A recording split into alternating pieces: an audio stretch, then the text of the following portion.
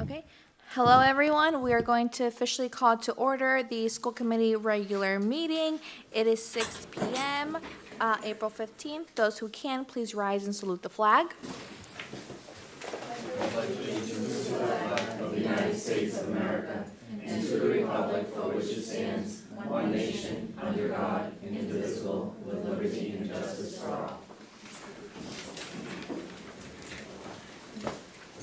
Okay, could we please have a roll call? Mrs. Bronson Rizzo, Present. Mr. Caggiano, Here. Mr. Kingston, Here. Mrs. Milbury Ellis, Present. Mrs. Monteroso, Present. Mr. Sinella. He is joining right now, so give it 1 second. Okay. I don't know if his audio is on.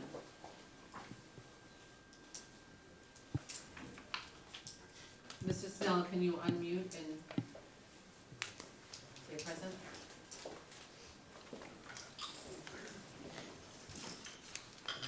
He's here, he might need to listen Okay. to his audio.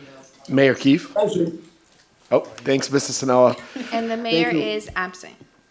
Thank you. Okay, we have a quorum, and we have Ms. Bronson Rizzo and Mr. Sinella joining us via Zoom. So first order of business is any recognitions from any members? No? Okay. Now we'll have the consent calendar. Can I have a motion to approve?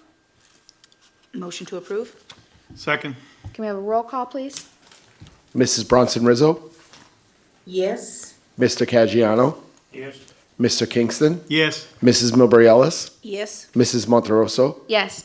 Mr. Sinella, Yes. Mayor Keefe. Okay, consent calendar approved. Next is our student representative report. All right. Hello. We are going to have a very brief student rep report, and this is one out of the last two that we have for the school year.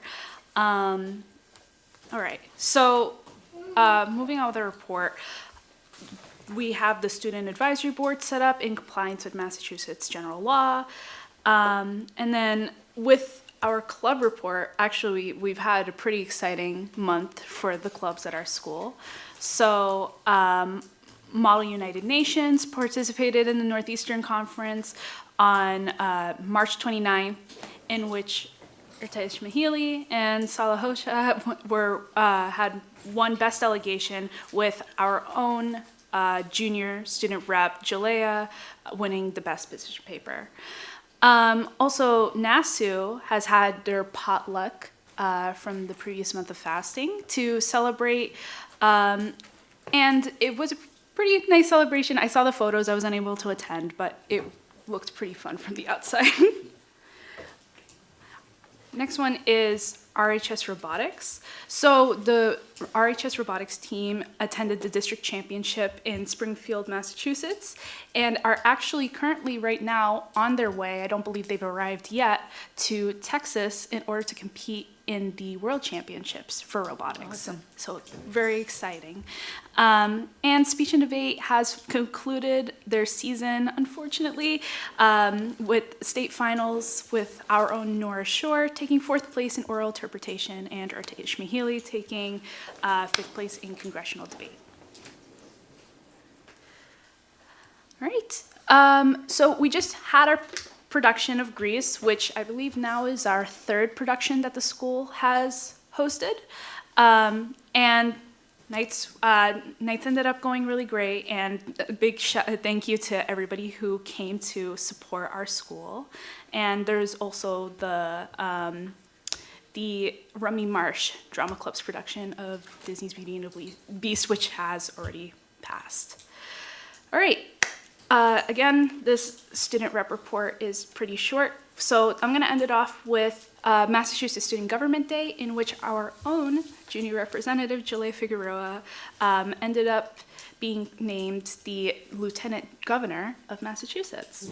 So, pretty fun, but we were able to send two of our own students, Adam Ashore and Jalea Figueroa, over to the Massachusetts State House. That's it for One thing to that? yeah. Yeah. So it just, I'm sure the committee has heard, but Julia was also one of 2 students in the Commonwealth who were selected to actually give a speech on this day, and that's from students in over 350 different districts. So really proud of our representation, and I'm sure it's their involvement in speech and debate and student government and all of these different pieces that prepare our students to do so well at events like that. So congratulations to everybody. Great, thank you. Any questions from the committee? Okay, next we'll move on to public speak. Do we have anyone signed up? Anyone on Zoom? No worries.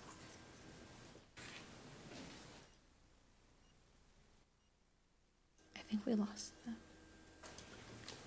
Um, Nope, no one else. Nobody else. Okay, can we have a motion to close public speak? Motion to close? Second. Okay, since we have folks joining us virtually, can we have a roll call for this vote? Mrs. Bronson Rizzo, Yes. Mr. Caggiano, Yes. Mr. Kingston, Yes. Mrs. Milbury Ellis, Yes. Mrs. Monteroso, Yes. Mr. Sinella, Yes. Mayor Keefe. Public comment is now closed. Now we'll move on to the superintendent's report, so you can guide us through the presentations. Thank you, Mrs. Monteroso. So we have several reports tonight to share with the committee, and we have different folks from different departments and schools in the district who are going to come up and talk about the great work that they're doing. And we're going to begin with the Rumney Marsh Academy, which is going to present on the work they've been doing all year around the power of presence. You might recall I shared a posting from the Department of Education where they celebrated the work that the Rumney had been doing on student engagement and attendance. So without further ado, I'll invite Principal Bob and her team up to share.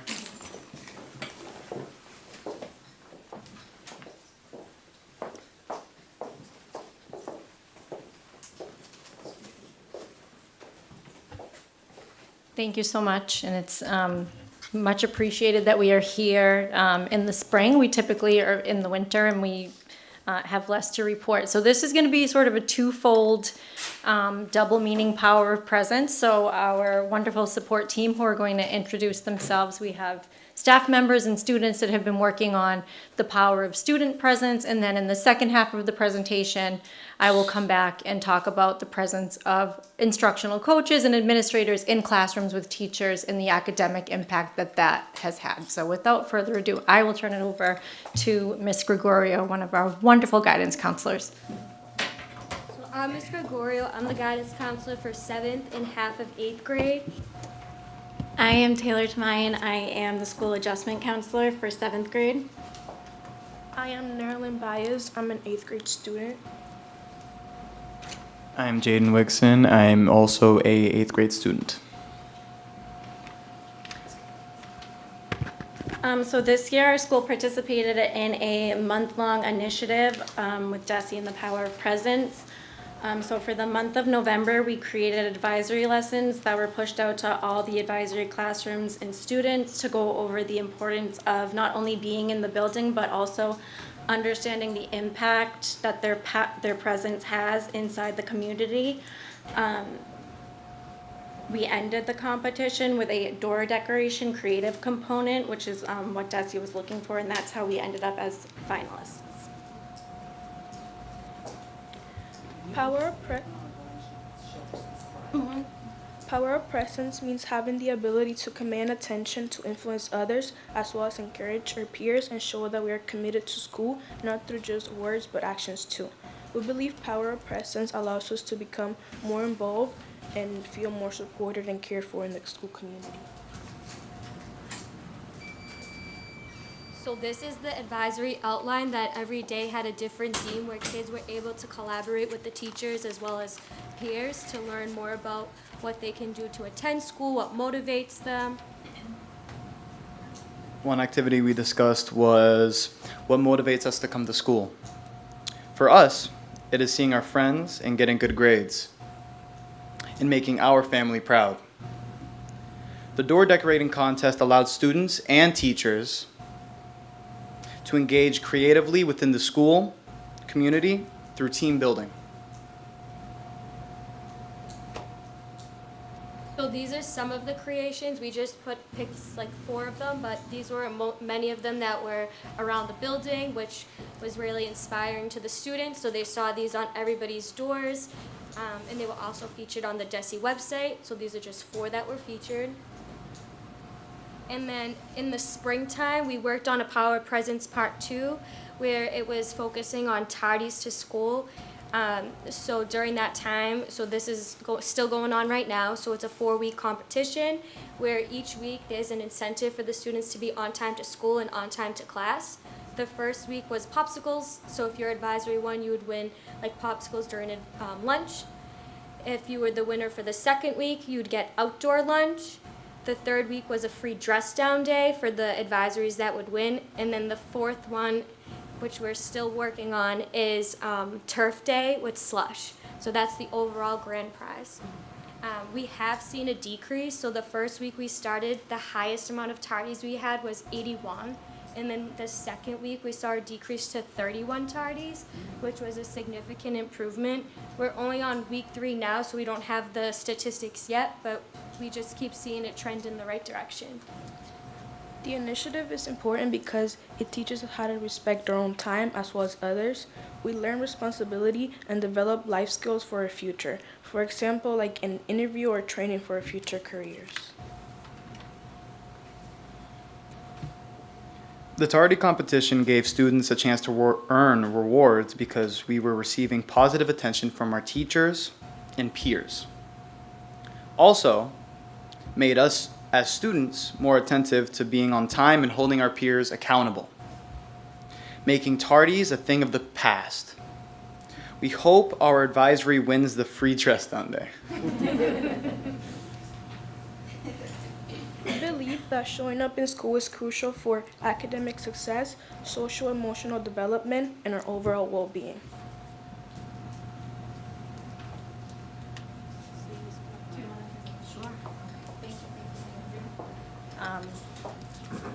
Thank you so much. So I do have some data that is attached to the attendance piece of this, and you can see we have a new platform this year called Who Knew It that all of our staff in the district is able to tap into. As a school principal, I'm able to log in any day, every day, and see the metrics as compared to this time 2 days ago, 30 days ago, and last year. So our chronic absenteeism rate in April of 2024 was 23.22. When I pulled this data just a few days ago, it was actually down to 17.25, which is almost a 6% improvement in chronic absenteeism. And we know when students are chronically absent to school, there are other effects that come hand in hand with that in terms of their social emotional health and their academic health. So we're super proud of that metric. I actually re-pulled the number just before I came over here. And as of today, it's actually over a 6% improvement. So we are really working hard. I think that Ms. Gregorio and Ms. Tumayan are very humble because they actually led the charge on bringing this to our school. And as you said, there are 351 districts in the state and only 5 were finalists in this Power of Presence competition. So that was due to their great work along with the rest of the team. Our year-to-date attendance trend is up by 0.84%, which doesn't sound like a lot, but it's a huge jump in overall attendance. So we are at 94.13% attendance rate, which matches or betters the state average at this point in the year. And we are just building on this momentum. I think having students involved and understanding the impact has been really important. Parent Square is a new communication platform for us this year as a resource in the district as well, and it's really been a game changer in having every staff member be able to communicate with families in real time to say, hey, we noticed that so-and-so isn't here today, is everything okay? It's really been extremely helpful and a wonderful resource, so thank you for that. If you guys want to take a seat, we would appreciate you, and thank you for being a part of that. This is I should ask if anyone has questions for the students before I start to talk academics, or Mr. Caggiano? Thank you for the presentation. The one thing I wanted to ask you on the tardiness, they say it's decreased. Do we go for when they just come in, or do we go when they are late for classes in the second, third, fourth, or is it just when they first come in? It's for tardy to school and tardy to class, so we're actually focusing on both of those metrics. Thank you again. Sure. Ms. Wilbury-Ellis? Sure, I just have one question. How's the parental buy-in been? It's been actually really good. I think, parents and caregivers definitely appreciate the communication and want to see their students doing well and want to, just knowing that somebody has noticed your child, whether, instead of always getting calls about negative things, we care, we love our students. I say that unabashedly, and I'm not embarrassed to say that. That's one of the first things I say at 5th grade tours. We are going to love your child the whole time they're here. So I think they just really appreciate that we care and we want to see kids in school. Yeah, It's well, been kudos really- to you guys. This is good news. This makes us feel good, and it obviously lends some truth that we can do this, right? Kids can come to school on time. They can come to school. Yes, yeah. There's less maybe barriers than we think with a little bit of incentive. So this is wonderful news to hear. Thank Yeah. you. Great presentation. Good public Nice speaking job, by kid. the students. Thanks.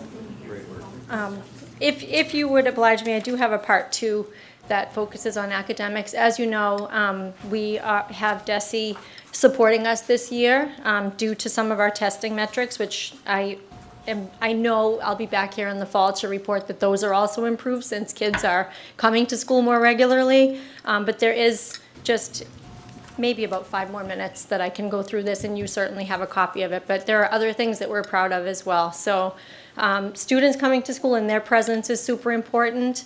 Something that we've been working through with our DESE coaches is administrator and instructional coach presence in classrooms. So as part of that work, from the middle of January, and Mr. Perazzo, our assistant principal, is also here supporting as well. He's always here for us and a huge part of this too. So from mid-January to about the first week of April, the 4 school administrators and multiple instructional coaches observed 428 classrooms in a formal way with either email or other written feedback. We also attend PGT meetings every single day and continue to provide feedback on teacher lesson plans and the components of that. And so we're going to look at a little bit of data and the overall impact on our school that we feel is attached to this pretty closely. When we first in October walked through a great number of classrooms, we determined that we had 3 focus areas as a school, or 3 questions that we needed to ask. Are students engaging with grade level materials and tasks that are rigorous and aligned to the standards? Are students and teachers able to articulate why and the purpose? And our students could probably tell you that I ask that question often when I'm in classrooms. Why are we doing this? Can you tell me the purpose of the lesson? And then who is actually carrying the cognitive load? Are the teachers doing most of the thinking, or are the students doing most of the thinking? And clearly, through all of our deeper learning initiatives, we want students carrying the load and doing the thinking. So again, we've logged 428 observations with feedback, being in multiple classrooms each day. And so on all of those observations, we asked each of these questions. After conducting the observation, we would then go back and log on a Google Sheet whether it was yes, partially, or no. And so green would be yes, yellow would be partially, and red would be no. I know those numbers are hard to see, so the next slides kind of break it down. So in terms of the first question around rigor and alignment with standards, from January to mid-February, 50% of the observed lessons were rated as being rigorous in grade level. And then looking at that same metric from mid-February through April 8th, that actually increased to 60% of the lessons that we observed. So the percentage of no responses, meaning this is not rigorous or it's not clearly aligned to a standard, declined from 30% of the observed classes to 20%, which reflects a positive trend in planning and executing standards-based instruction. Around the second question, around purpose, is this lesson or the activity grounded in a clear purpose? Is it obvious and visible? Was it co-created with students? Can students tell us the purpose of the lesson? In the early observations, that number was 40% of the lessons that we observed, and by the first week of April, that number rose to 60% of classroom observations indicated that students were able to tell us what the purpose of the lesson was, or it was otherwise obvious, which is pretty substantial growth in a short period of time. And then the proportion of no ratings also went from 30% to 20%. And so clearly we are still working, but we're definitely trending in the right direction. And then finally, who's doing the thinking in classrooms? Our teachers work really, really hard, and we want our students to be able to work really, really hard as well so that they can really engage in that deeper learning that we're looking for. So this area is actually the most significant growth that we saw. So initially, in the first few weeks, 40% of lessons indicated that students were doing most of the thinking.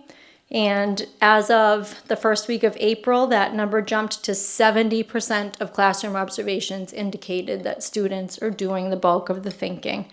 And so that indicates stronger student engagement and cognitive ownership.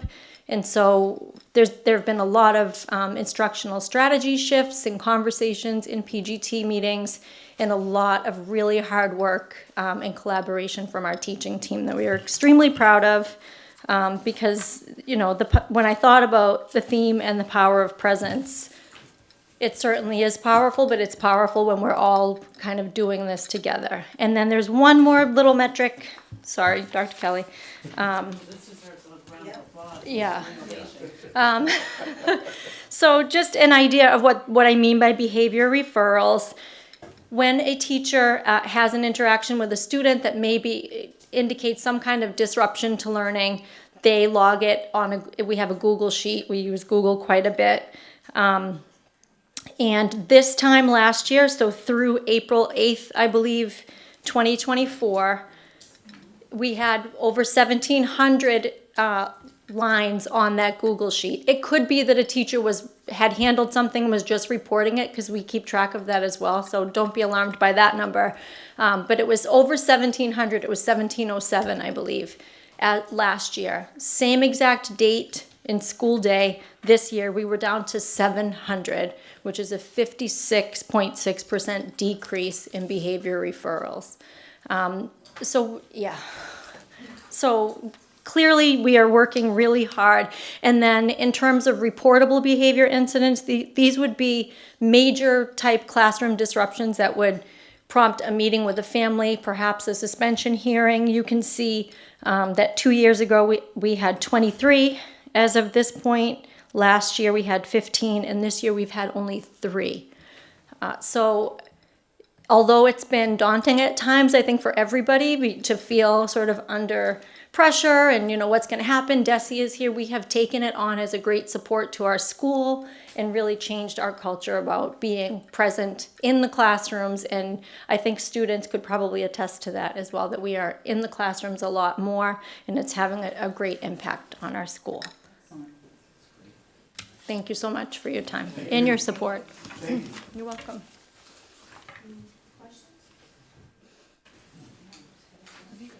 Thank you, Rumney family. Awesome job by all of you. Amazing. And if I can compliment the 2 students, I know Ms. Milbury Ellis mentioned this at the very end of her comments, but I want to reiterate what great orators I know you both are going to be. Very convincing, eye contact, great job. So we look forward to you being on the debate team and going to the State House next year. Let's see here. The next item on the superintendent's report is an update on health and wellness. And we're going to have our director come up and share some data and information on everything that they've been working on. So Jill, come on up. What have you guessed to students?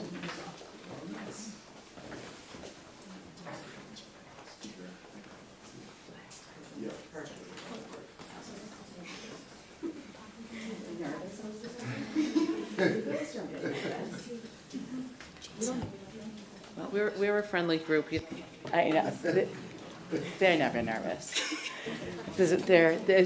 After their experience that we're going to share today, they definitely, trust me, they aren't nervous. They've been doing an amazing job this year with this work. So today, I love to come to share with you some of the work that we've been doing with some community partners, because I feel like in the world of health and wellness, this can be so many different things, and without community partners and support of community, whether it's Lauren Buck at the Department of Public Health, Mass General Hospital, it is really, we can't do this work alone. And I want to share with you guys that this year, this has been a 2-year process getting this to happen, and this work started this year. We were able to put it into practice. Was we created at the high school with the support of Chris Bowen, Principal Bowen, as well as Megan Grigorowitz and Diana Finn in the guidance department. We created a RHS Youth Health Equity Corps. So I wanted to share that with you all today, kind of talk about what that experience is, where it came from, a little bit about our partnership, and then I also want the students to share their experience this year being a part of this internship that we've created. So Dr. Kelly, whenever you're ready to put up the slides. Perfect. So first to highlight where this came from is our partnership with Revere Cares. Is about 3 years ago, coming onto this role, I was presented with this grant that Revere was already a part of through, it's called the Mass Call 3 grant. It services Chelsea, Revere, and Saugus. And part of this grant was just, they really focus on mental health and substance abuse prevention. In talking with them through the first year of their work, got this kind of idea percolating in me regarding peer-to-peer support and really having peer role models, especially in the health ed world. Our peers have a perception that like everybody's doing these bad things, where really there's so many kids doing great work and being healthy individuals and making good choices. So with the partnership with Revere Cares, we were able to create this health equity internship. Also with this partnership, I have to highlight that through the last 2 years, they've helped us administer last year's Youth Risk Behavior Survey to the Revere students. Also, their annual self-care fair is through them as well. So if you've gotten a chance to stop by the RHS self-care fair, it's an amazing event with so many different vendors that come in from all over the community.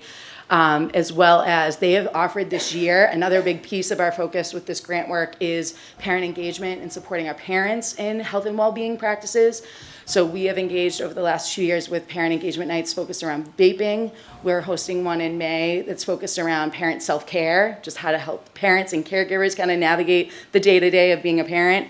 As well as MGH has also hosted some coffee hours here at the high school with Principal Bowen surrounding this HOPE curriculum, as well as MGB's Immigrant Health came in and helped educate parents on different health resources in the community, which was great.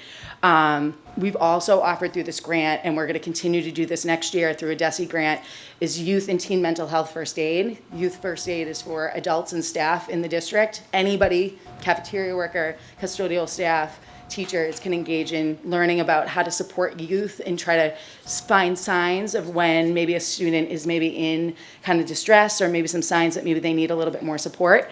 As well as teen mental health first aid, Ms. McCoy at Revere Cares has pushed into our health ed classrooms at the high school, as well as last year, Crystal Melanakis Garay pushed into City Lab and trained our high school students in teen mental health first aid. And our Youth Equity Corps was the last piece of this. They actually got to be trained in some of these things as well. So to speak a little bit about the main focus of the Youth Health Equity Corps, this was a semester-long internship that we created where the students would engage in different training opportunities, whether it was teen mental health first aid or certain leadership trainings that would help them build their leadership skills, as well as their ability to work with others, maybe in a classroom. They had 7 interns in the fall, and then this semester, we actually upped it to 15 interns this fall, which is great to see, which helps us actually expand our model to 2 different middle schools, not just 1. So, and we have 5. Some of the individuals up here are actually returning from the first semester. So it was really, the first semester was really the getting going, but I feel like the testament with them coming back and having more students, I feel like this has been a really successful run. So what this looks like is basically our students have been trained in all of these different trainings. They have been working with Ms. McCoy from Revere Cares, along with myself, to create different learning opportunities for middle school students. And then we've worked with Rumney Marsh Academy and Susan B. Anthony this semester to push into a few health ed classrooms and have the students actually lead the learning, some of the self-designed lessons that they've come up with, because they have worked together to actually identify some of those things that they wish they knew and they could talk with other teens about when it came to their health when they were in middle school. So they engaged in these opportunities. We're trying 2 different models this semester. We're at Rumney Marsh. They're continuing to be guest speakers into classrooms. We're at SBA. Our returning interns are actually a little bit more consistent in the classroom, and I'm going to have them speak about that opportunity now. So I would like to share with you this peer-to-peer model. The goal of this is to provide positive peer role models for our teens and our adolescents, as well as get our teens to be able to, sometimes they don't want to talk to us adults sometimes, especially our middle schoolers. They kind of shut down. So having this peer-to-peer opportunity where they can maybe engage in more authentic conversations with their peers.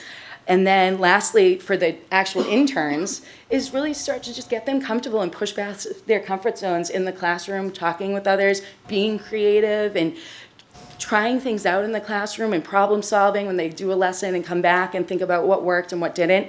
So really trying to encompass not only building the skills of our high schoolers, but then just creating a positive opportunity for our middle schoolers and positive role models for them.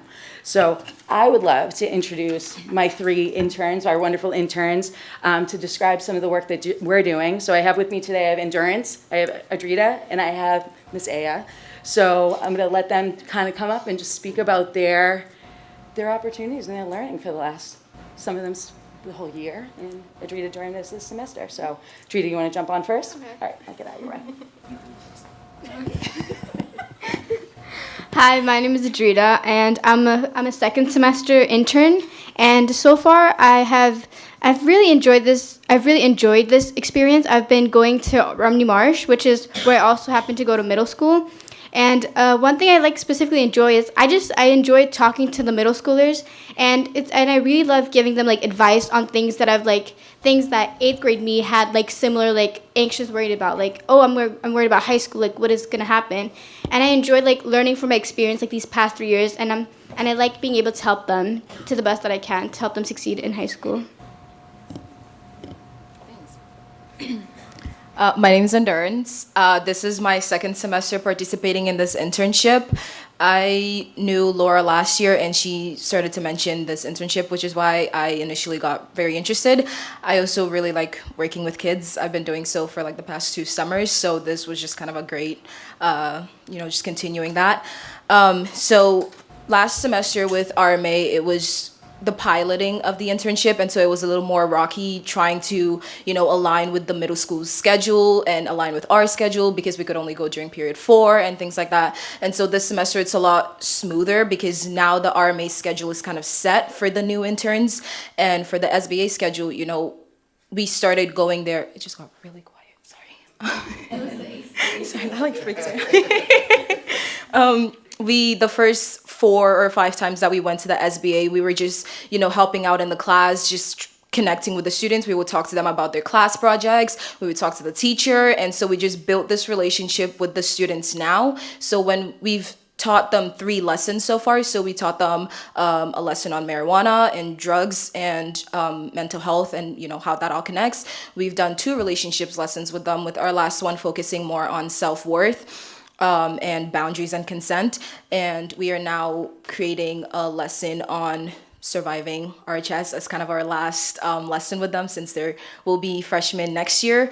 I thought we actually just created this lesson today, which I thought was really cool because I also do the mentoring program here at the high school, and I've noticed that a lot of our freshmen don't know a lot of the resources that we have here at the high school. So we want to start teaching them about those resources in middle school so that when they come in, they know who to go to.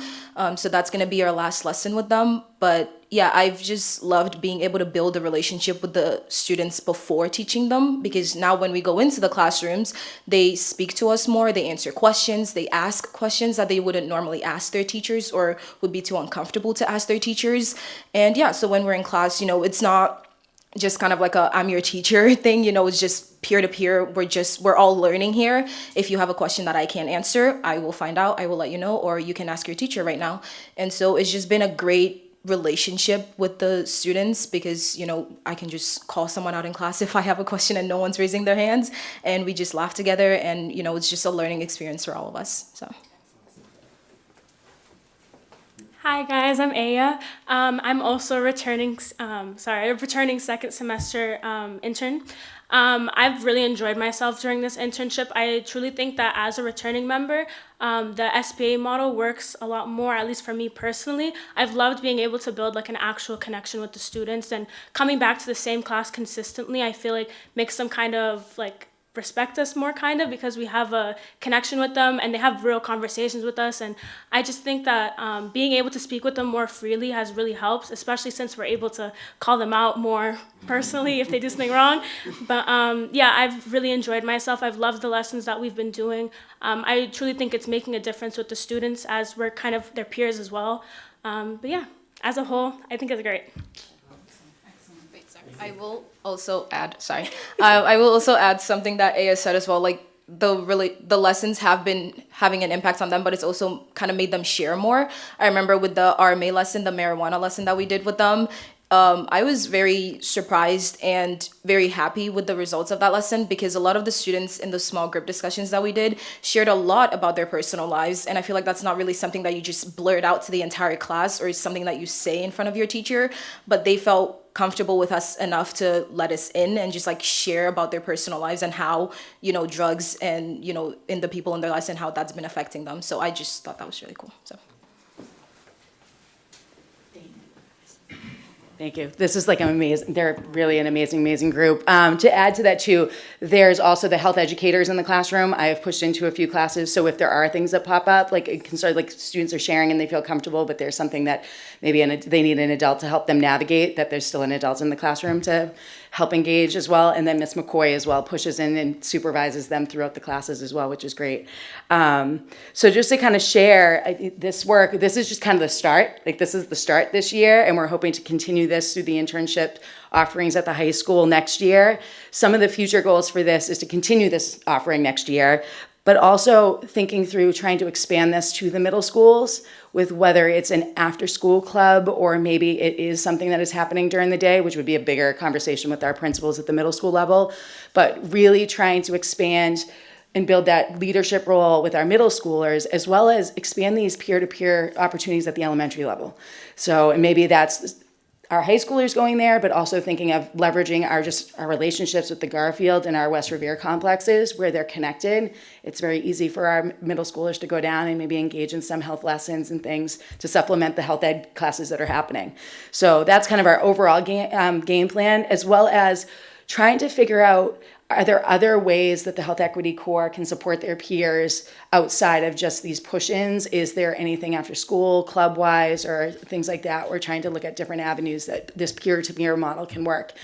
In particular, talking with the Department of Public Health and through BSAS grant funding is thinking peer-to-peer models of how to support our students that are kind of struggling with maybe making decisions around substance use, thinking through some of the things that they're navigating with their just the societal norms that are being pushed at them all the time. So trying to help them support our students in that way is one of the other ideas that we're trying to come up with. So, but I'm really, this idea pretty much came from an experience I had when I was in elementary school, where our high schoolers pushed in, and I thought they were the coolest people. I would listen to anything they said, and talking through these ideas with our Revere Cares team, they were like, we can make this happen. So, and they're so supportive, and they're like, we love this, let's do it, let's make this happen. So I have to say, the kids are really, the students are what make it.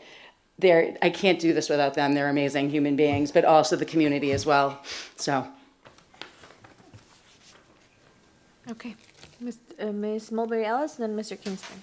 So this is like an ask and you shall receive moment, because I'm thinking back to when I was at both RMA and SBA during their civics projects, and one reoccurring theme that I was hearing from the students is that they wanted more mental health programs, but more so in the sense of exactly what you're describing, right? Where they're able to talk to their peers. And in their minds, it did come in the form of a club, and it wasn't necessarily a guidance counselor or a therapist, it was exactly what you're describing. It was their peers, somebody that they can talk to with a little bit more experience, but who's still on their level. And so everything that you're saying, I'm just like, oh my God, ding, ding, ding, ding, ding. Like, this is exactly what these kids were describing, what they wanted. So I really, really hope that, and would support the idea of expanding this into the middle schools. I just feel like it would definitely fill the hole and the need that was described to me by many kids. So this is awesome work. Kudos to all of you for that kind of work that you're doing. It's wonderful, so thank you. She said what I was going to say. We were at civics last week at the Rumney, and the kids, the 8th graders, really have some apprehension about coming up here. It's a much bigger building. They were a little concerned for their safety. There was a lot of things, so I think this is great. My only suggestion and insistence is that when you 3 graduate from college, you come back, because we're going to hire you. You're very well-spoken. You did an awesome job. You obviously care about kids, and as Dr. Kelly would tell you, we need staff every day. So please, I'm begging, pleading, please come back and work with our kids. But as Ms. Milbury said, we heard that loud and clear, and I don't think, and I'm chair of Ways and Means, the kids were talking about some more after-school things. Kids are looking for after-school things. They were like crying for it. And I'm not saying it's going to work, or maybe we don't. Maybe it's going to take us some time to figure out which ones will work. But almost every kid that I talked to, when we talked about 75 kids, 3 classes, they all talked about more after-school stuff. And not that we don't offer stuff now. I'm not saying that, but not what some of them are looking for. So I'm hoping we'll hit on some things. But I really appreciate what you're doing, and I totally echo, because we were just there last week. It totally fit. It's almost like when I left there, I said, we got to do something, and you guys are already doing it. So thank you very much. I mean that. Thank you, everyone. Appreciate it. Thank you. You're fine, Mr. Caggiano. No, thank you for that presentation. But one question I just wanted to ask you, when you approach the students and on the first initial, sit down and talk to, receptive, do you get pushbacks, or I'm just... I think...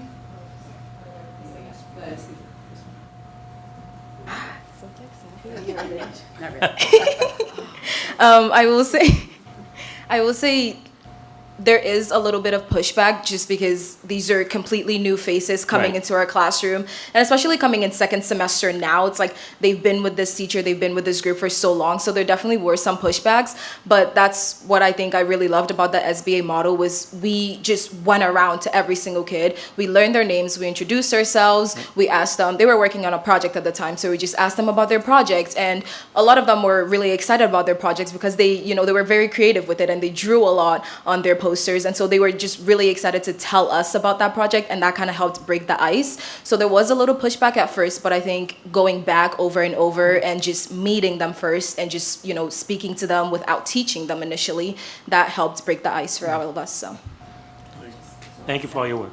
Oh, yeah, you want to say? Sorry. I completely agree with Endurance. Me and Endurance actually teach in the same classroom at SBA. At the SBA, I feel like with us being there for so long and coming back and being continuous, we actually get to be with a group of students, more so there's a group of girls who are in that class that I kind of gravitate towards if we're just observing and not teaching a lesson, and just sitting with them, doing their work with them, talking with them, and then coming back next time and continuing that conversation really helps when we're actually giving lessons, because then they feel more inclined to actually answer our questions or talk to us. But I would say that we did have a little bit more of a difficult time at RMA, where we had to just go to a class once or twice, and that was it. Of course, people were a little less receptive to it, but I think building that relationship genuinely does help. And if we do continue the internship after we leave school, I think it would be great if they did the continuous going back to classes. But yeah. Thank you. And then I just had one question. Do the high school students get class credit or community service? So they actually get all the things, I feel like. I think they get class credit, but also through this grant that Revere Cares has, there's actually a stipend involved in it as well. So they get stipend for this opportunity as of right now. So yeah, they're getting a lot of things. They deserve all the things for this, I should say. So Yeah. it's amazing, the work. And the only other thing I was going to say, which I think people started to allude to, was the potential of a homegrown educator pathway, right? The love that we're instilling in the high school students. So as we continue this, it actually would be really interesting if it marks any interest in students to enter the field, so we can really help expand and support that as well. Yeah, well, I've actually had a lot of conversations with Principal Bowen about possible pathways, health pathways, and principal pathway, or teacher pathways. So this is definitely on his radar as well for those possible pathways in the future. So, love it. Thank you. Thank you. Very much.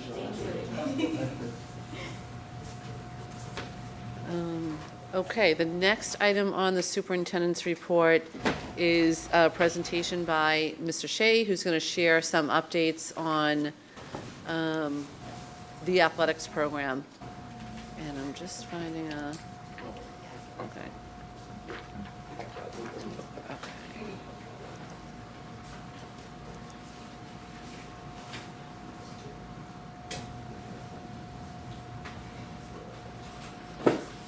Good evening. Thank you for having me.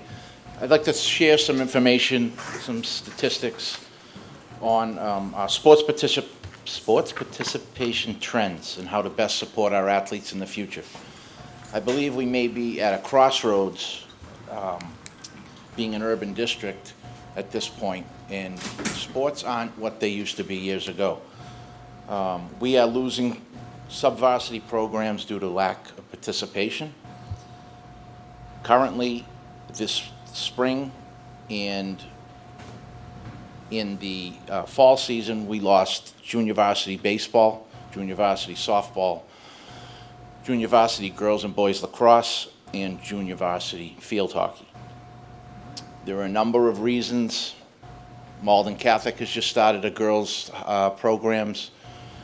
St. Mary's always is out there looking for good athletes. We have a number of kids that attend Northeast Folk. We have the pleasure of having such strong JROTC and robotics programs here, which are pulling some of our athletes and having them make a choice that they never had to. So some kids are choosing those over sports, and we do our best to try to have kids be able to compete in both. However, it sometimes puts us at a disadvantage. And a problem that's been in our district for some time, we have many students who are needed at home for family support, to work, other jobs, or just don't have interest in sports. As a school, we are still a very large program. We offer 27 of the 31 MIA sports programs. We don't have skiing, rugby, and gymnastics, and diving, actually. But what we are seeing is we only have 36% of our students participating. And if you take out our indoor and outdoor track teams, which are very popular numbers-wise, we go down to 25%. And I didn't even want to do the numbers if we put soccer in there as well. But we are trying to do a lot of programs with less participants. Some of our suburban neighbors have 70 and 80% participation rates. So they are able to fund a lot more programs because they have a lot. We're trying to get a lot out of just a small amount of our kids. And our kids are doing a fabulous job. We recently added girls flag football, which was a good thing. We had 40 girls try out, and we kept a team of 18. They opened last night, and they went 1-1. It was well attended. Flag is it's growing in popularity statewide. It's only a club sport right now, but it has grown from 9 teams statewide 2 years ago to 28 teams last year, and with our addition and several other additions, where they're probably in the low to mid 30s this year. And I anticipate that it'll become an MIAA sport in the future. However, for our kids, flag is a club option, and we're doing it on a pilot basis to see where we're at, and we'll monitor this program next year to see if it returns. It certainly, after last night's attendance, it looks like it went over quite well. But it's a less of a commitment. The team currently practices twice a week and plays 2 games a week. So it's a 4-day commitment as opposed to some of our other sports, which are 5- and 6-day commitments. It's a short season. They play a 10 to 12 game schedule. We're fortunate this year that most all fees were covered by the New England Patriots organization. They supplied us with uniforms, equipment, referees' fees. And we have 2 coaches currently who volunteered to coach this year. Our only cost right now is our busing, which will be approximately $4,000. So that's a positive. The next slide, and I know the font is bad, but what that is that's the GBL League in all our spring sports. The white boxes are programs that aren't running. The one thing you have to understand, you'll look at an Everett or you look at a Medford and you see, oh, wow, they're doing very well, but this is only for spring. So if we had the data on fall and winter, some schools do better in different seasons than others.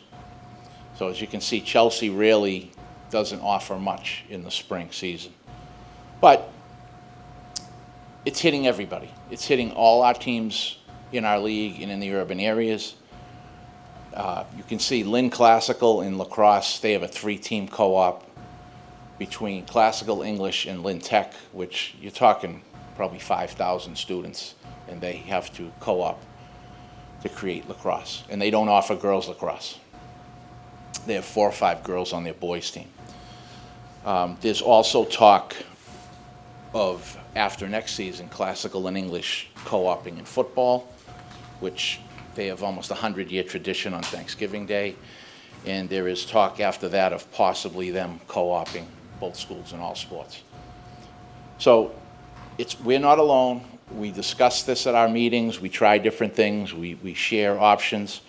So some of our next steps, I think, that are important for us going forward, more aggressively continue to promote sports opportunities in the middle school. Currently, we offer some middle school sports. I go out with some coaches in June to each middle school. We have a slide presentation. We share coaches' contact information.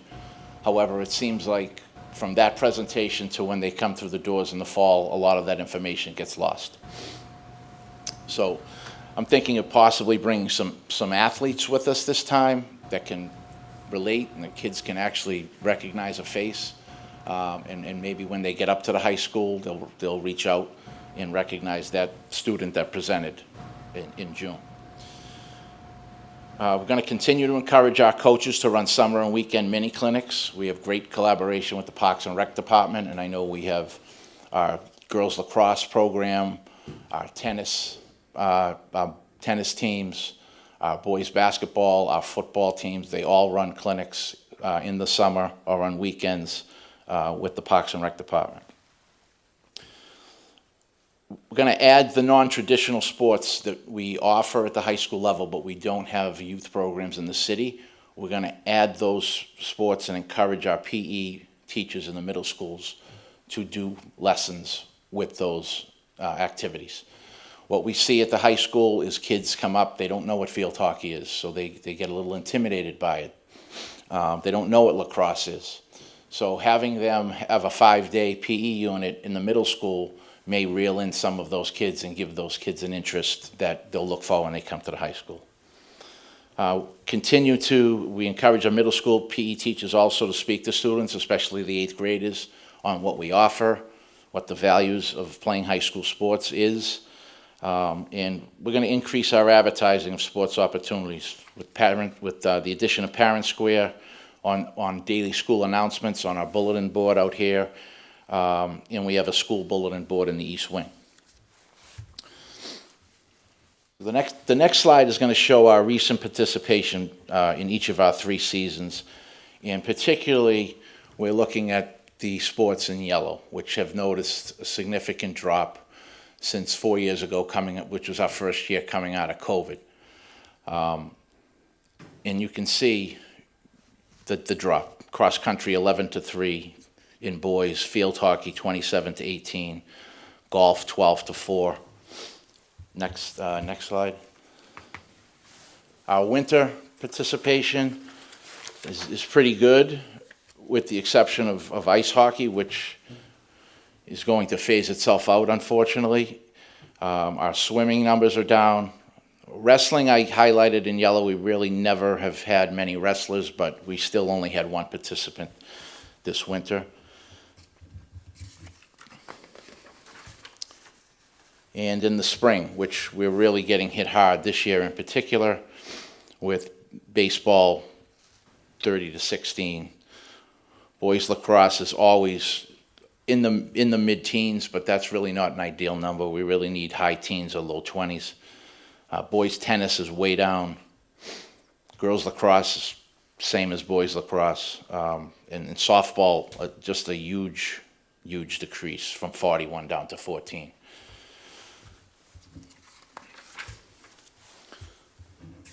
Our next slide is some possible next steps and some cost-cutting measures if this trend continues and we can't offer everything that we want to. We should eliminate our assistant golf position. Right now, we're in a co-op with 4 golfers. We have a head coach, an assistant coach. Malden has a head coach and assistant coach. There's really no need to have 2 positions for that sport. We currently have 8 team assistant stipends at $1,000 each. I'd like to move to eliminate these for the following reason. These positions are basically part-time positions. These coaches come and go. They usually don't stay more than a season. They're not people who, they're people that are trying to get into coaching or want to help out but don't want to make the commitment that coaches do on a daily basis. So I really don't think those positions are really necessary because some programs utilize them, some programs don't. What some districts do, no one in the GBL does this, but some districts assign a number of participants for a sport to run. So we'll never need the number in soccer or basketball, but in some of the sports like cross country, it takes 7 runners to score in a race. So we could propose you need 7 runners. If you don't have 7 runners, that program's not going to run. I think it would also incentivize our coaches to get out there and beef up those numbers so that they get more than that. Just an example. Currently in 3 sports, we have sub-varsity positions where we've maintained our coaches.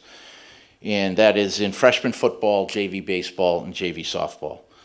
And our rationale for that, for keeping them, was in football, some of our schools, Malden, Medford, Everett, they have 9 or 10 coaches on staff that are paid. We only have 5.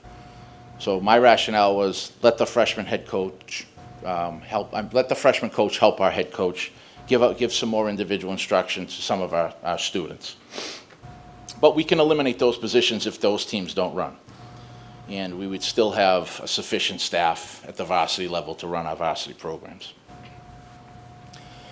If our cross-country numbers continue to be where they're at, we could possibly combine the girls and boys like we do swimming right now. So having 1 coach for 12 to 14 athletes. Right now we have 2 coaches for that number, and we separate boys and girls. But some schools only have 1, and we do that in swimming, like I said.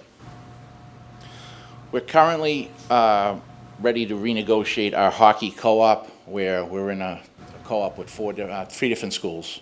We pay 25% of ice costs with no coaching costs and no transportation costs. We are going to phase out probably after this year. We have 2 seniors, but the cost the last 2 years, this year was $7,200 and the year before was $8,600 our share.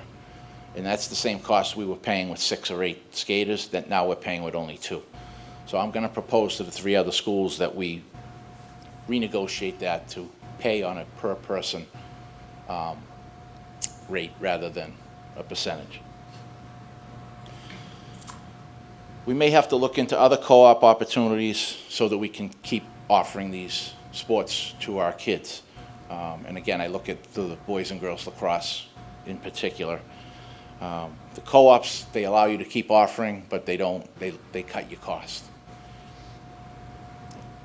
And the last piece is we have some 8th grade waivers in place. The MIA has a system where you can have 8th graders play up. It's not the answer, because if you only have a varsity boys lacrosse program, to have an 8th grader playing varsity boys lacrosse, it's really not a good fit. It works in some sports, it doesn't work in others, but we could actually increase the applications for 8th grade waivers to try to get some more kids interested.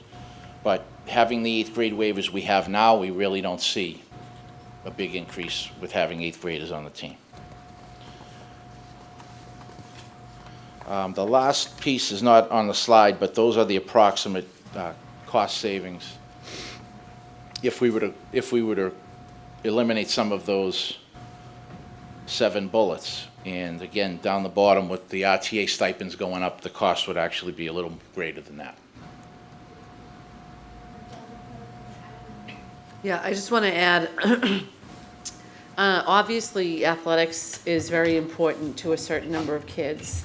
And I don't want anybody to come away from this thinking that this presentation doesn't recognize that or diminishes that. But I think it's really relevant in light of the presentation that we just heard, where both Ms. Milbury-Ellis and Mr. Kingston heard when they were speaking to middle school kids, we need different kinds of after-school clubs.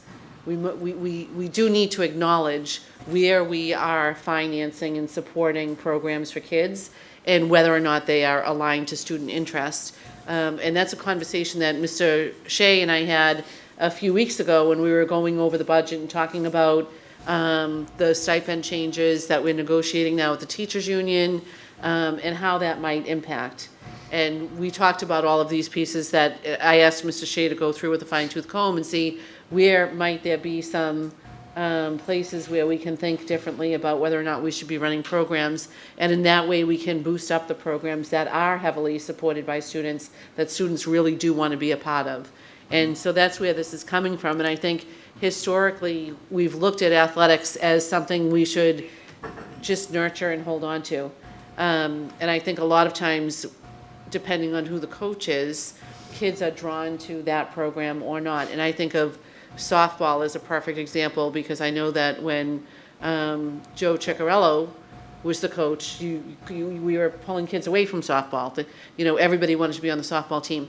And we see that change as that coach moves on, and maybe there's a different relationship between newer coaches and the students at the high school. And, there's so much that goes into it.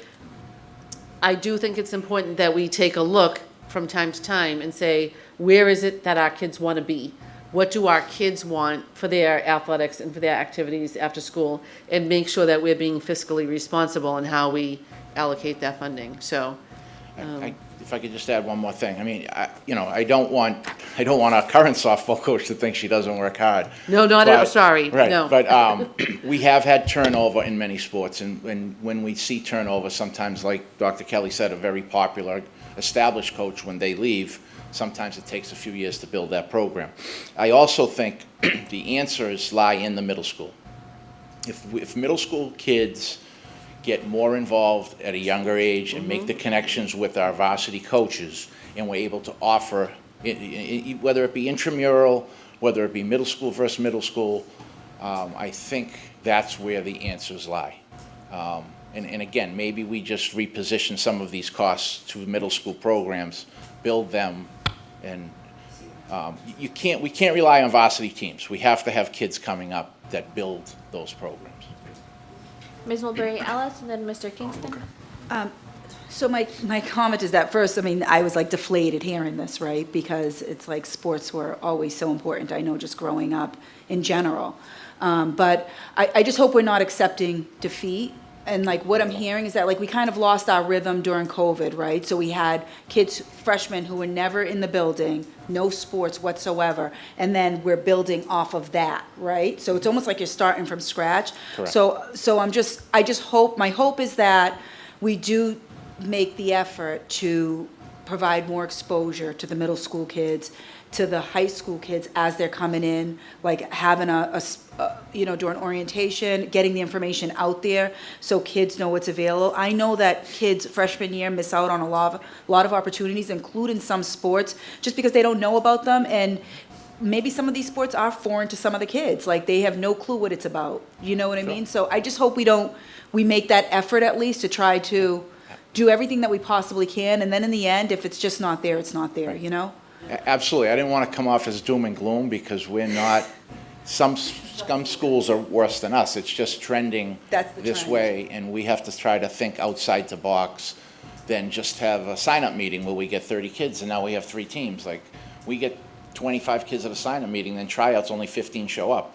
So where are those 10 kids going? We have to think outside the box on how to get these kids engaged and sticking with programs. Yeah, and the incorporation of PE in the middle school is brilliant. Yeah, absolutely. It's, you know, just to keep, and even in the elementary school, we can have smaller, you know, doses of exposure. Middle school, a little bit more involved, so that way these kids grow up with at least an idea mentally as to what that sport is. Correct. What's involved. Thank you.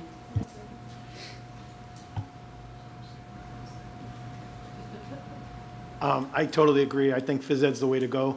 The kids are already in the building, and if we have to buy some equipment, we buy some equipment, but they learn to play lacrosse, learn to play field hockey maybe, that type of thing. I think it might help. Looking at these 7 proposals, some of them I totally agree with, but some of them I don't. So, I mean, some of them are kind of obvious. I mean, renegotiating the hockey co-op if there's less players, but I'm not sure about cutting the freshman coach or the JV baseball or JV softball coach. I mean, the problem I think is if this trend reverses itself a little bit, you're gonna be looking for coaches, and sometimes they're hard to find.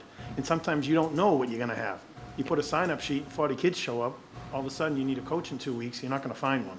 So a couple of these I just don't agree with, and hopefully, you know, we'll have more conversation, but I think what I really want to say is, I remember my brother coaching years ago, and I went to an AD meetings with him, and this has got to be 15 years ago, and they were talking about urban sports at urban schools.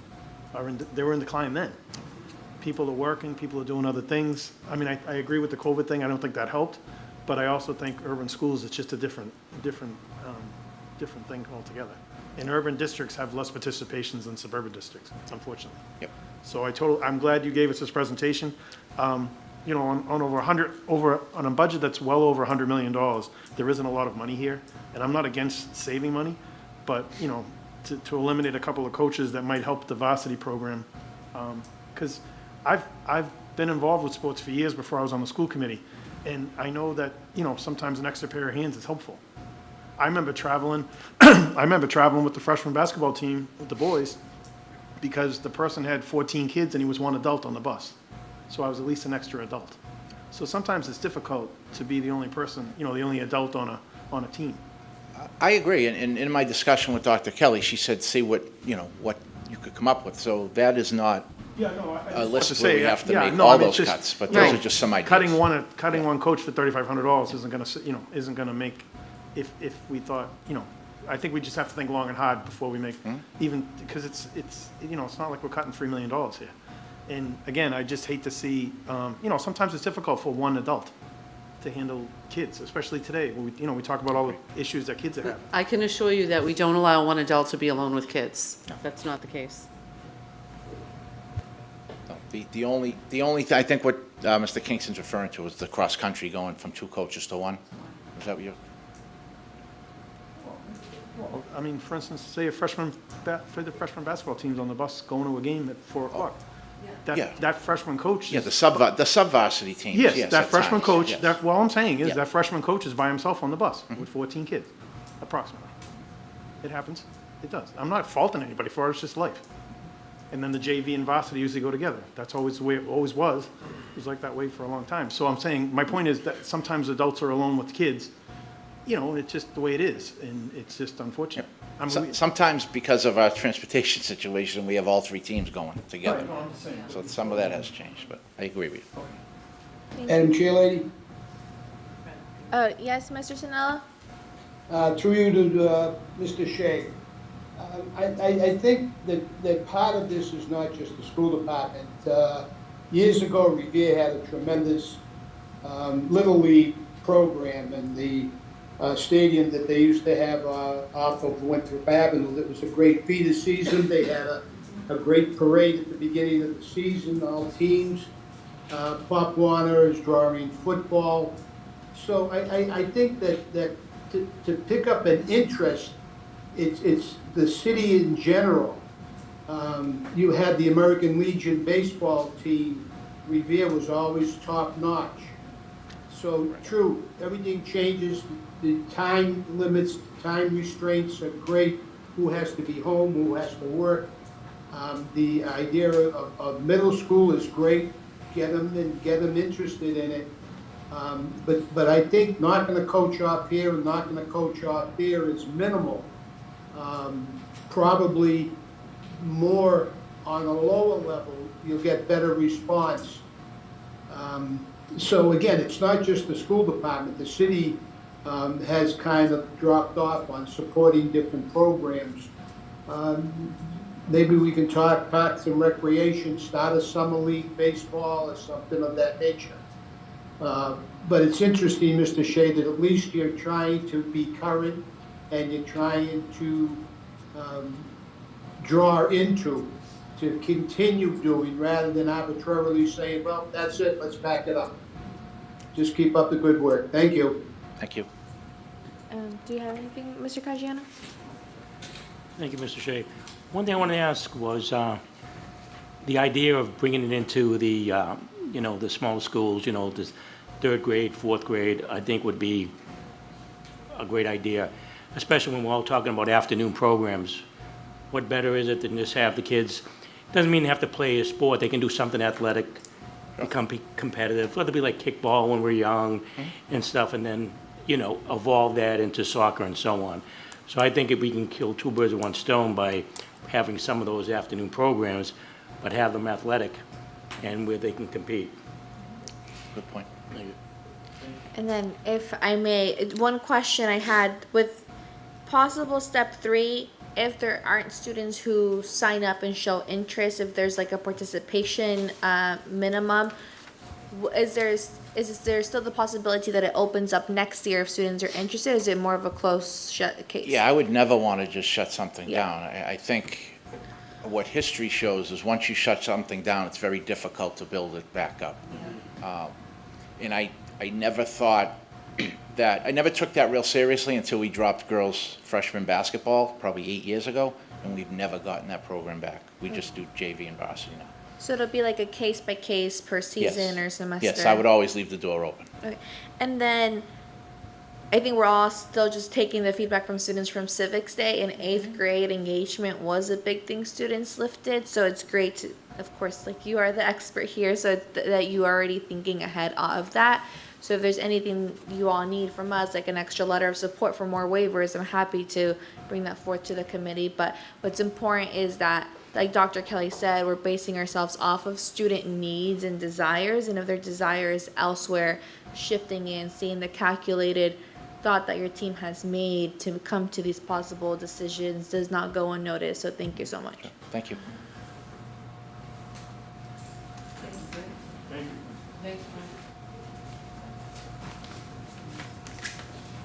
Okay, the next item on the superintendent report is from Dr. Ryan Huppert, who's going to share the results of his research that he's done in the Revere Public Schools for the last year.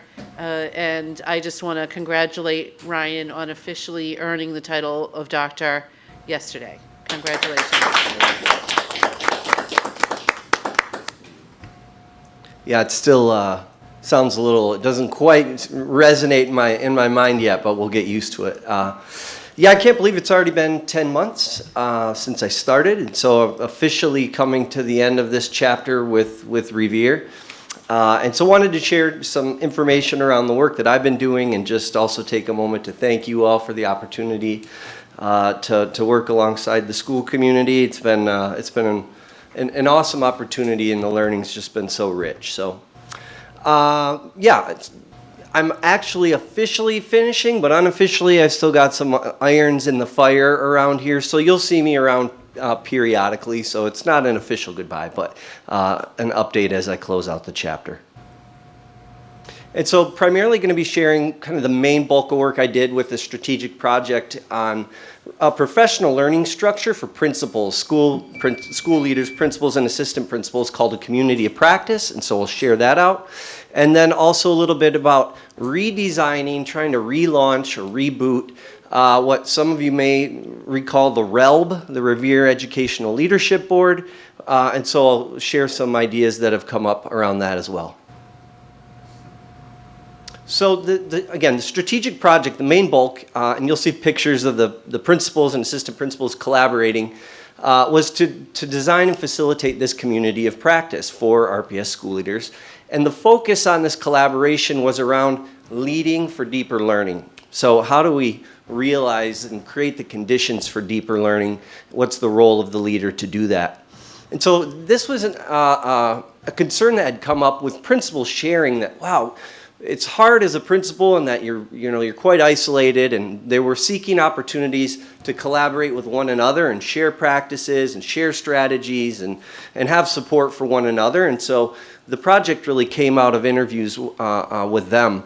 And I thought, well, what does the research say about, the power of collaboration, and, what role does that serve? I think we feel it has value, but research clearly supported that the most effective school leaders have systems of collaboration and for sharing practices officially. And so they really need to be well supported and connected to thrive in the role, not to mention the challenges of the role and the community support that can help relieve some of that stress. And just to kind of reiterate the last point there, how important is it that principals are well supported? Well, one highly effective principal can add nearly 3 additional months of learning in reading and math, much like a highly effective teacher can do for a classroom, but for a principal, they have that effect for the entire school, right? So supporting our leaders is crucial. And so this is a peer network approach. Maybe you've heard of a professional learning community. Those are quite common in education. That's more of a top-down, things are decided for the learners, who you work with, what you're going to study. Community practice is the opposite. It's bottom-up. It's what is the interest that you all have? How can I facilitate your learning so that you guys can learn about the things that are relevant to you and your school, the initiatives you're working on and leading as a principal? So they have that voice to help drive their own learning, which is very much aligns with deeper learning. So again, deeper learning, it's the outcome. And if I don't want to assume folks know exactly what deeper learning means. It's probably not a term that we grew up with. In fact, it really is very different than the education that I think we all had as kids. So you'll see in some of the pictures, there's preschoolers, they're working collaboratively, right? They're creating something. They're being able to follow their curiosity. They have to communicate. There's critical thinking. You see it with the high schoolers. Again, collaborative, creative. And then also, those are adults working together and really exercising the same principles. I just want to reiterate, deeper learning is something that, if you change the word deeper out for powerful or impactful, it's excellent teaching and learning, and all learners deserve that, adults down to little kids, right? It's not memorizing, it's not that shallow rote memorization, it's really getting into things in depth. And so if you actually just humor me for a moment, there's a kindergarten example of what does a deeper learning lesson look like maybe in kindergarten. Students interviewing family members about cultural traditions, creating a classroom culture quilt. Middle school, combined science and English language arts inquiry, researching a local environmental issue, writing about it, presenting on it. And then the last two are actually examples that took place in the community of practice this year. So teachers engaging in deeper learning around learning walks and visiting each other's classrooms, learning from one another. And then school leaders, deeper learning and professional development for them through the community of practice, where they're bringing leadership problems that they're really experiencing in real time, right? Real issues in their buildings. And then they're testing out solutions, piloting solutions, seeing what works, what doesn't, and learning from that, and then coming back and debriefing about it. So that's really at the heart of it.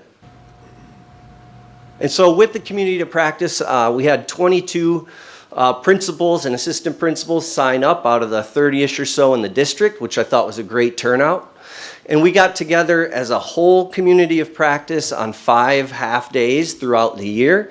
And then they broke into smaller groups around these specific problems of practice they want to work on, whether it's professional development or improving instruction or creating learning walks.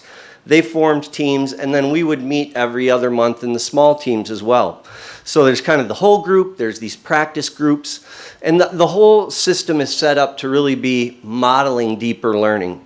As a principal, if you're charged with creating, classrooms and teaching instruction that is deeper learning, if you're not really familiar with what that is, that's very hard to do, right? So this is modeling that so they can model it for teachers and teachers can create it in their classrooms. And then in the end, they're putting these plans and activities that they've designed, these kind of tests to try out solutions to problems, they're putting those in practice in their buildings. So it's not hypothetical learning, right? They're actually designing solutions to real problems, trying them out, seeing what works. They're creating tools in these sessions to use. They're involving teacher leaders, getting teachers up to speed on these initiatives, and then they come back together and they share out what worked for you, what strategies worked, and then they're sharing those resources, ideas, and strategies so that everybody's growing together. So I wanted to see what was the impact on really two things. What impact did the collaboration itself have? Like, what value is there in that?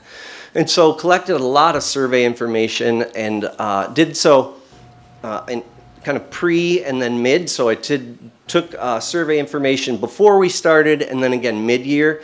And these are just a couple of the quotes, but I've got hundreds. And it's just really impactful to see how much they value being able to exchange strategies, problem solve things together, refine their approaches to leadership collaboratively.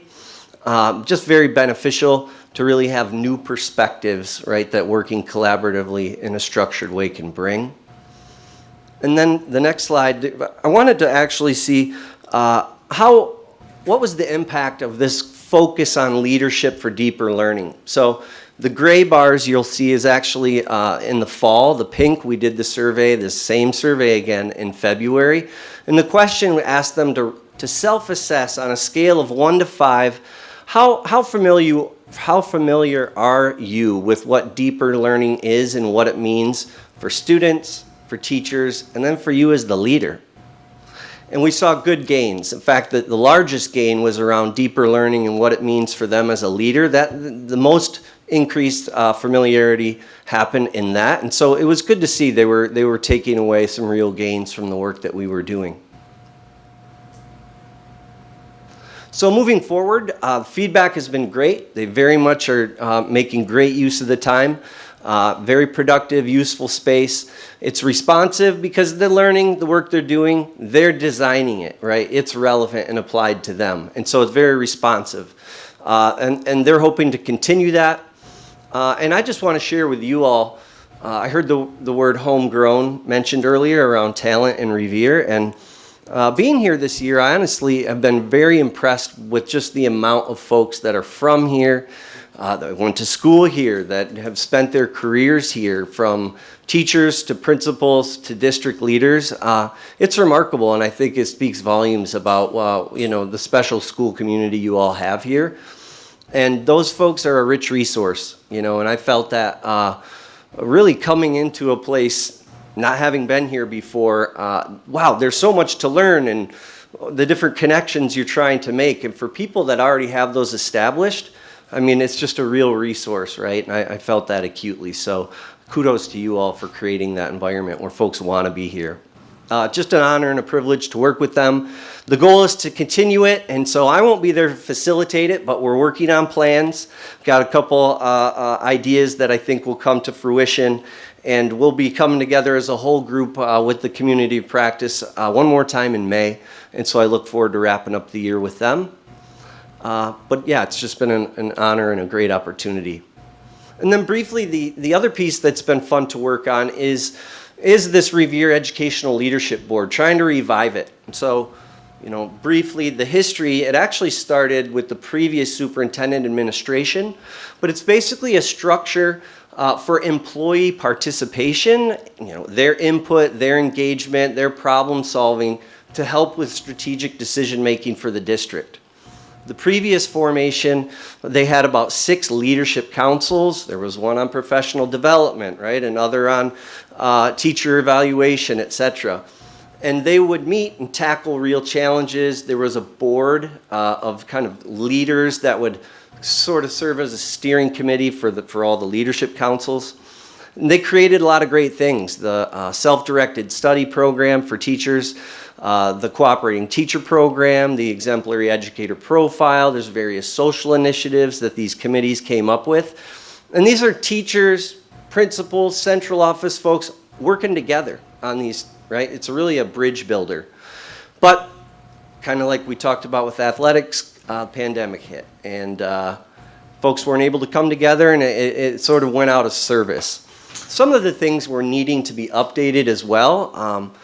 So Dr. Kelly asked me to look into, is there interest from folks to come back together and do some of this collaborative work? Absolutely, there is. So I brought together focus groups of people that participated in the past and said, hey, what do we think? Is it time to get this going again? And people were absolutely excited about it. And these are, teachers, administrators, folks that are participating in the union leadership, right? Really a cross role group. And so now we're coming up with some ideas on what would the new form look like? Because it kind of needs that reboot, that rebrand. And there's some great ideas. More of an adaptive approach where the structure meets the needs instead of just having the structure to exist just for its own right. So in May, we'll share those official or formal recommendations to district leadership and hopefully move forward with kind of a scaffolded rollout approach that can begin next year. Thank you. Yeah, and then lastly, I just wanted to officially thank everybody for the opportunity to be here. First and foremost, those school leaders who signed up to be in the community of practice, thank you. To the RPS leadership team, Dr. Kelly, a million lessons that I've taken away from her amazing leadership. She is one of a kind in the best way. I think I couldn't have had a better person to learn from. An amazing leader, truly. And thank you to the central office team and all the help that everybody provided, the assistant superintendents. Thank you to the school committee and to the entire Revere Public Schools community. Thank you. Thank you, sir. Anything? Well, I'll say Dr. Can you say your Huppert. Yep, Huppert. Yep. Well, it's been a pleasure to get to know you. I think we got to bond a little bit more during negotiations. But yeah, exciting times. It was just, when you first came here, you shared how you've heard so many great things about this district and you were really excited to be paired up with us. So it's great that you got an opportunity to see it and that we really got to show you how special we are. And I hope you stay in Massachusetts and we find a way to bring you back to this district at some point. But thank you. Congratulations on everything. It's been great to just work with you these past couple of months. Thank you so much. It's been an honor. Thank you. Good luck, sir. Thank you all.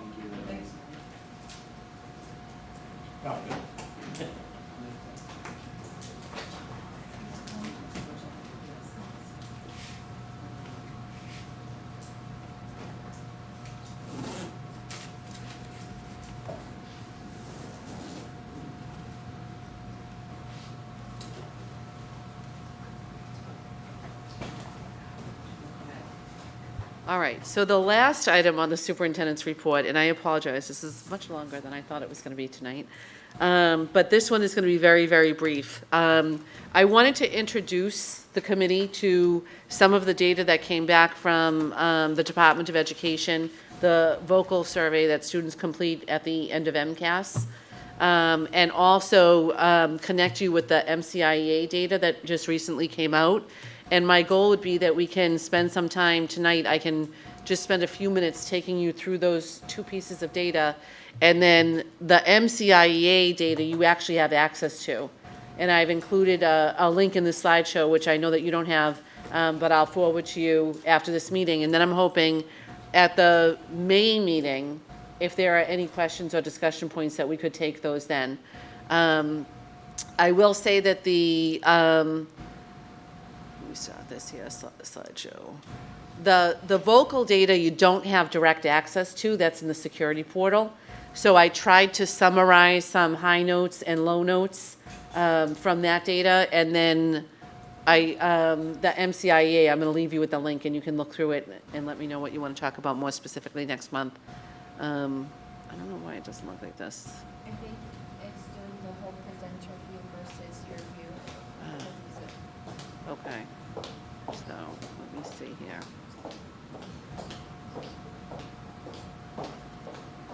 Okay. Let me try to if I just present it this way, maybe it'll work. That's fine. All right, let's try to do this again.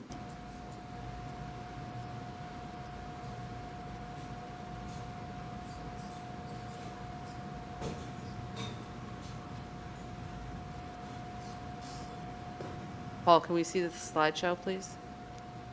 There we go. Okay. So just a quick update. The first slide talks about the school climate measures from the vocal survey. They come into 3 categories: engagement, safety, and environment. The descriptions are here on the screen. Some highlights for Revere Public Schools.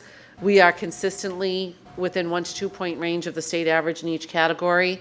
Environment and engagement are 2 areas that the district was above the state, which is pretty exciting. There's a consistent feeling of safety across all demographic groups in the district. We did notice a continual decline. I'm saying continual because it's been over the last couple of years, and the average index score for Asian subgroups specifically around school climate, engagement, and environment. So in other words, our students who identify as of Asian descent are not feeling as comfortable in our school or as engaged in this environment. So that's something we need to tackle. It is interesting that our English learner students and our students with disabilities have higher average index scores than students that are not in those 2 groups, with the one differentiating point being 4th grade. The students with disabilities and the students without disabilities were the same, equal for grade 4. And the school climate category has been relatively consistent over the last 3 years, which is also good to see. If we look particularly at the high school, where I know there have been concerns in these areas, I wanted to just highlight a few key points and how our data relates to the state data. So what you see on the screen here, and I won't read through them, but these are prompts that fall under each of the 3 categories of safety, engagement. Oh, I have a typo. I'll have to look at that. One of these is supposed to be environment. I'll fix that before I send it to you. But you can see that there are a lot of areas of strength where we do better than the state. There are areas where we're right on par with the state. And there are areas where we lag. And those are the areas that we're going to need to focus on a lot more. And I'll highlight under safety the sense of belonging. It's high, 78%, but it's still 5 points lower than what high school students are saying across the state. So that's something that we have to look at. If I go into even some more fine tuning, I went for each of those 3 categories and gave some particular examples. You'll notice here, if I left it black, it means that there was virtually no difference between us and the state. If it's green, it means we were higher, and if it's red, it's lower. So there's some information there on safety. This is specific about engagement.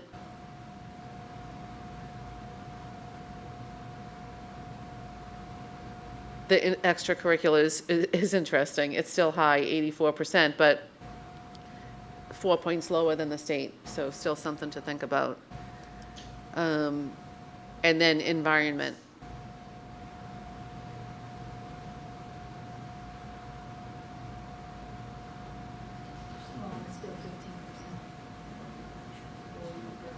Yeah, right. There's still yeah.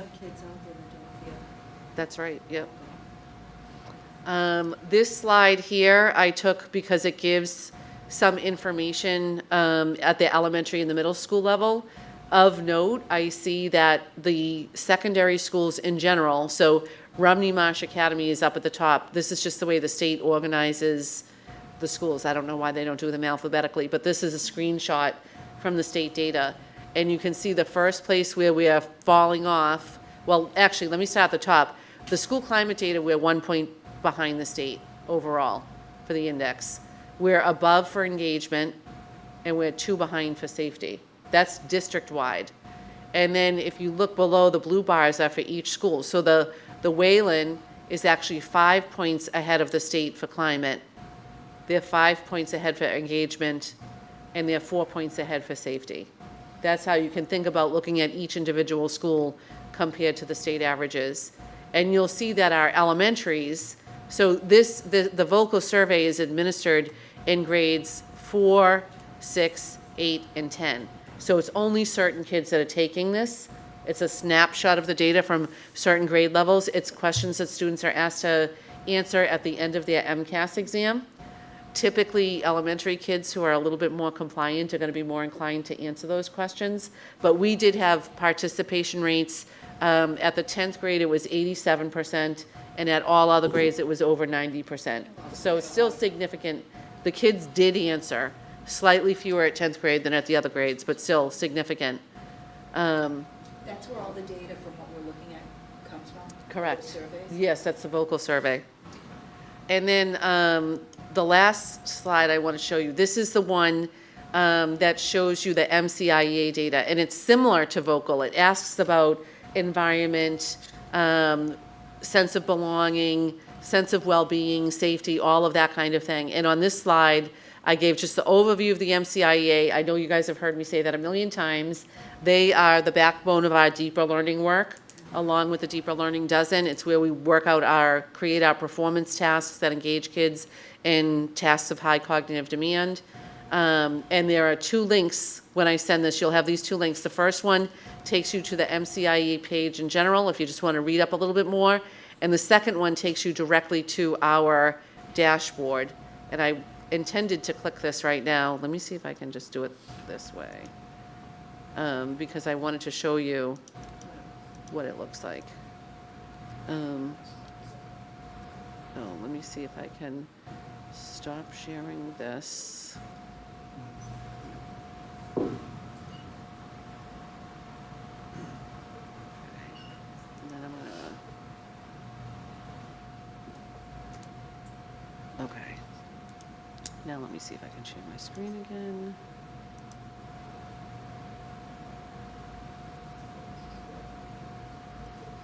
Okay. So when you click that link, it's going to bring you to this website. This is a school quality measures dashboard. And all of the member districts have agreed to have their data be public. Anybody can access this. Parents, students, folks at home, teachers. The teachers all get it directly from us. We review it with them. But if you go here, you can select any one of the member districts. And here's Revere.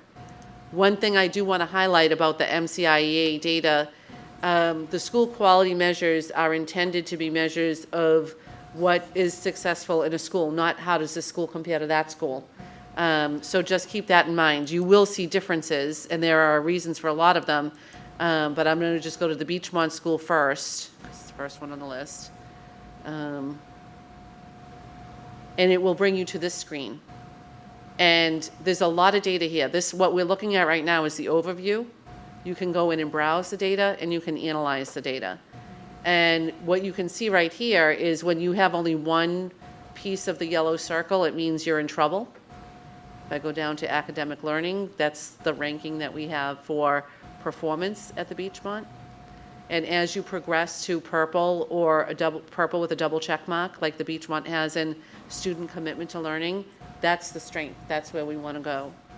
And if we go click into performance, and one thing I have to also tell the committee is because our 2025 MCAS data isn't released yet, none of the numerical data is in here. All of what you're going to see is the result of student and staff surveys. So if I click on performance, you can see that there's no school data resources, which is probably why this is so low. There were not questions for students, which is why no students responded, but all of the teachers did respond. And if you scroll down, it'll show you these were the questions that the teachers were asked. And once the school data gets added, it's likely that this performance rating will go up. So just keep that in mind as you look through all of these pieces. So the two pieces that were measured here in standard 4A, the first one is overall performance. And these are the questions that teachers were asked, and their response got them to this level of measurement. The second category was what is student commitment to learning? And here you see 96% of students responded. This was questions to students, not teachers, which is why this is 0% here. And the school data source is 1 of 1.